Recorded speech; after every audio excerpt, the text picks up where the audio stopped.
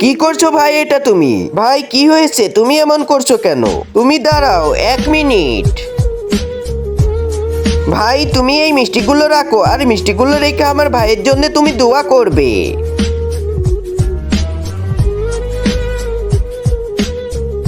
আরে ভাই তুই কেন এটা করলি? আমি তো টাকা দিতে যাচ্ছিলাম, তাহলে তুই টাকাটা রেখে কেন তাকে মিষ্টিগুলো দিলি আর টাকা দিতে দিলি না কেন?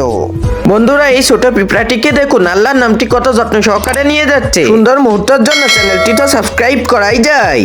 আমার এই কাজটা করার একটি কারণ আছে, কারণ এই টাকাগুলো ওই ফকিরগুলোকে দিয়ে কোনো লাভ নাই, সেই জন্য টাকাগুলো আমাদের কাছে রেখে দিলাম। টাকাগুলো আমাদের কাছে রেখে দিলে আমাদের লাভ হবে, আমাদের দোকানের কাজে আমরা কাজে লাগাতে পারবো। ফকিরটার এই টাকাগুলো দিয়ে আমাদের কি লাভ হবে?